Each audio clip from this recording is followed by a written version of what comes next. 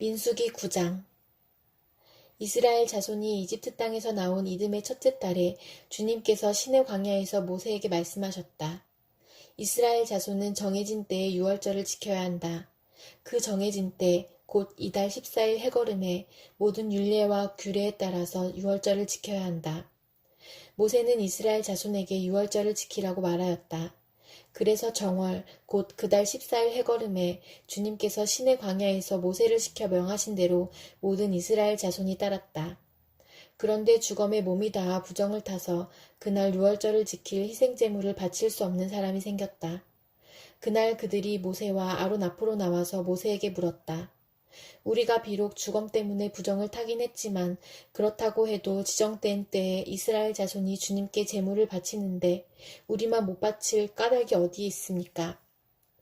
모세가 그들에게 대답하였다. 기다리시오. 주님께서 당신들에게 어떻게 지시를 내리실지 들어봐야겠소. 주님께서 모세에게 말씀하셨다. 너는 이스라엘 자손에게 다음과 같이 일러라.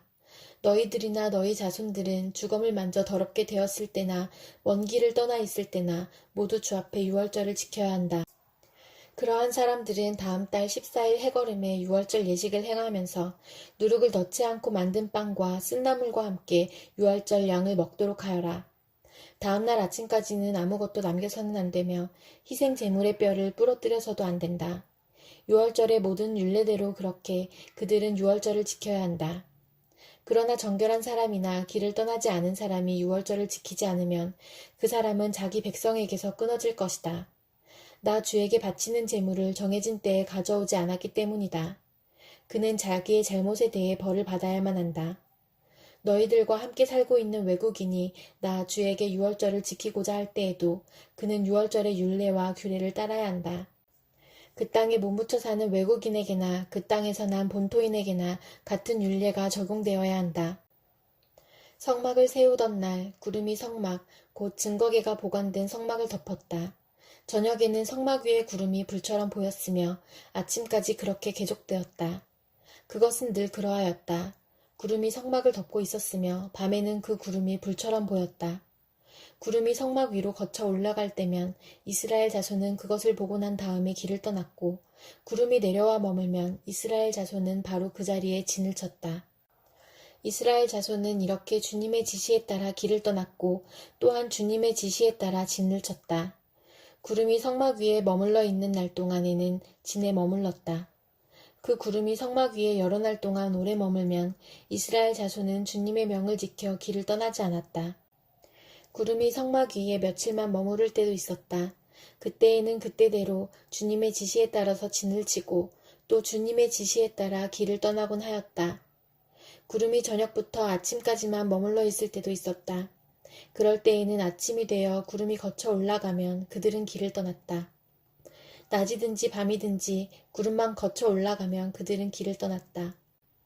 때로는 이틀이나 한 달이나 또는 몇 달씩 계속하여 구름이 성막 위에 머물러 있으면 이스라엘 자손은 그곳에 진을 친 채 길을 떠나지 않았다. 그들은 구름이 거쳐 올라가야만 길을 떠났다. 이렇게 그들은 주님의 지시에 따라 진을 쳤고 주님의 지시에 따라 길을 떠났다.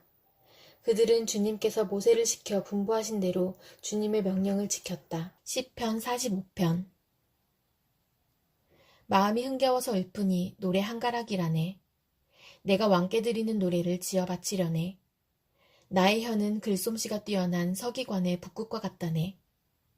사람이 낳은 아들 가운데서 임금님은 가장 아름다운 분. 하나님께서 임금님에게 영원한 복을 주셨으니 임금님의 입술에서는 은혜가 쏟아집니다. 용사이신 임금님, 칼을 허리에 차고 임금님의 위엄과 영광을 보여주십시오. 진리를 위하여 정의를 위하여 전차에 오르시고 영광스러운 승리를 거두어 주십시오. 임금님의 오른손이 무섭게 위세를 떨칠 것입니다. 임금님의 화살이 날카로워서 원수들의 심장을 꿰뚫으니 만민이 임금님의 발 아래에 쓰러집니다. 오 하나님, 하나님의 보좌는 영원 무궁토록 견고할 것입니다. 주님의 통치는 정의의 통치입니다. 임금님은 정의를 사랑하고 악을 미워하시니 그러므로 하나님, 곧 임금님의 하나님께서 기름 부어주셨습니다. 임금님의 벗들을 제치시고 임금님께 기쁨의 기름을 부어주셨습니다. 임금님이 입은 모든 옷에서는 모략과 침향과 육개 향기가 풍겨나고 상하궁에서 들리는 현악계 소리가 임금님을 흥겹게 합니다. 임금님이 존귀히 여기는 여인들 가운데는 여러 왕의 딸들이 있고 임금님의 오른쪽에 서 있는 왕후는 오빌의 금으로 단장하였습니다. 왕후님, 듣고 생각하고 귀를 기울이십시오. 왕후님의 결례와 아버지의 집을 잊으십시오. 그리하면 임금님께서 그대의 아름다움에 사로잡힐 것입니다. 임금님이 그대의 주인이시니 그대는 임금님을 높이십시오. 두로의 사신들이 선물을 가져오고 가장 부유한 백성들이 그대의 총애를 구합니다. 왕후님은 금실로 수놓은 옷을 입고 구중 궁궐에서 온갖 영화를 누리니 오색 찬란한 옷을 차려입고 임금님을 뵈러 갈 때에 그 뒤엔 들러리로 따르는 처녀들이 줄을 지을 것이다. 그들이 기뻐하고 즐거워하면서 안내를 받아 왕궁으로 들어갈 것이다. 임금님, 임금님의 아드님들은 조상의 뒤를 이을 것입니다. 임금님께서는 그들을 온 세상의 통치자들이 되게 하실 것입니다.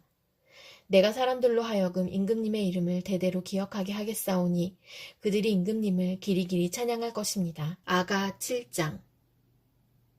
귀한 집딸아, 신을 신은 너의 발이 어쩌면 그리도 예쁘냐. 너의 다리는 숭늉공이 공들여 만든 폐물 같구나. 너의 배꼽은 섞은 술이 고여있는 둥근 장 같구나. 너의 허리는 나리꽃을 두른 밀당 같구나. 너의 가슴은 한 쌍 사슴 같고 쌍둥이 노루 같구나. 너의 목은 상아로 만든 탑 같고 너의 눈은 바드라빔 성문 옆에 있는 헤스본 연못 같고 너의 코는 다마스쿠스 쪽을 살피는 레바논의 망드 같구나. 너의 머리는 영락 없는 갈멜산, 늘어뜨린 너의 머리채는 한 폭 붉은 공단, 3단 같은 너의 머리채에 임금님도 반한다. 오 나의 사랑, 나를 기쁘게 하는 여인아, 그대는 어찌 그리도 아리답고 고운가. 그대의 늘씬한 몸매는 종려나무 같고 그대의 가슴은 그 열매송이 같구나. 이 종려나무에 올라가 가지들을 휘어잡아야지. 그대의 가슴은 포도송이, 그대의 코에서 풍기는 향내는 능금 냄새. 그대의 입은 가장 맛 좋은 포도주. 잇몸과 입술을 거쳐서 부드럽게 흘러내리는 이 포도주를 임에게 드려야지. 나는 임의 것, 임이 그리워하는 사람은 나. 임이여 가요. 우리 함께 들로 나가요. 나무숲 속에서 함께 밤을 보내요. 이른 아침에 포도원으로 함께 가요. 포도움이 돋았는지 꽃이 피었는지 석류꽃이 피었는지 함께 보러 가요. 거기에서 나의 사랑을 임에게 드리겠어요. 자귀나무가 향기를 내뿜어요. 문을 열고 들어오면 온갖 열매 다 있어요. 해것도 해묵은 것도 임이여 내가 임께 드리려고 고이 아껴둔 것들이라오. 히브리서 7장. 이 멜기세덱은 살렘 왕이요 지극히 높으신 하나님의 제사장이었습니다. 그는 아브라함이 여러 왕을 무찌르고 돌아올 때에 그를 만나서 축복해 주었습니다.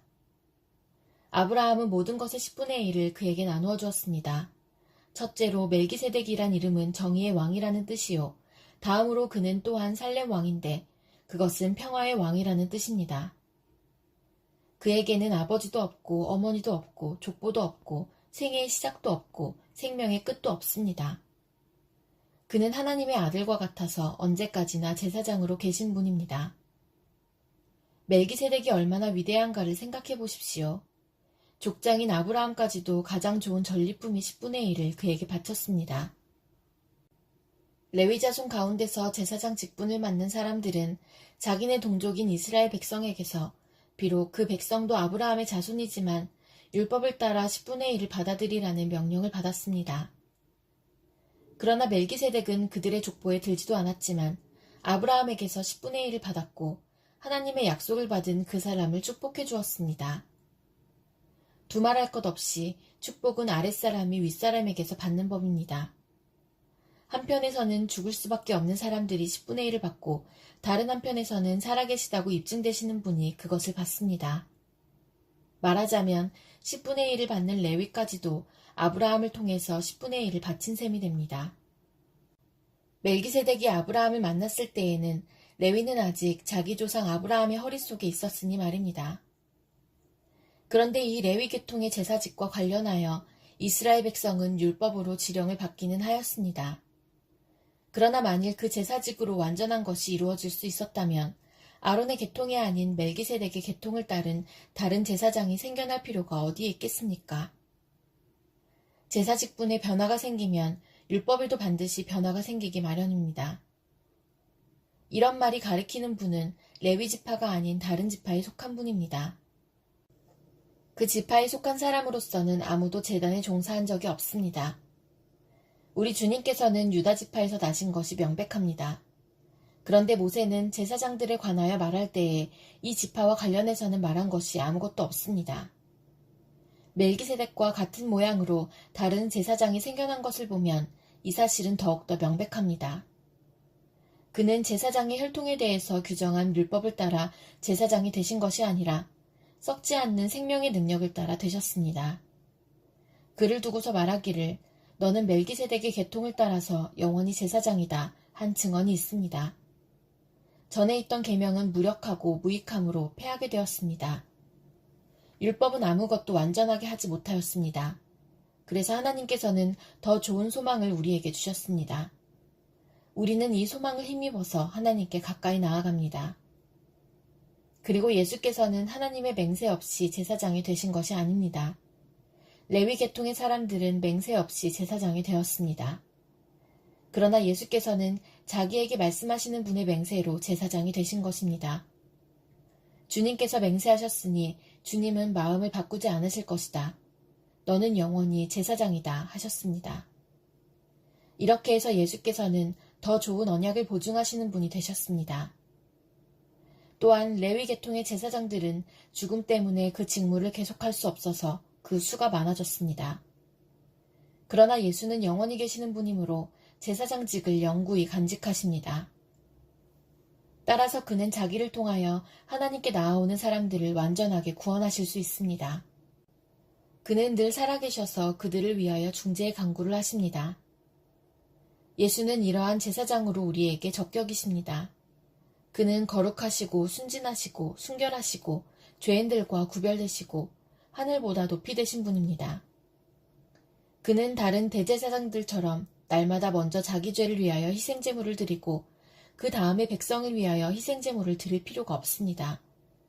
그는 자기 자신을 바치셔서 단 한 번에 이 일을 이루셨기 때문입니다.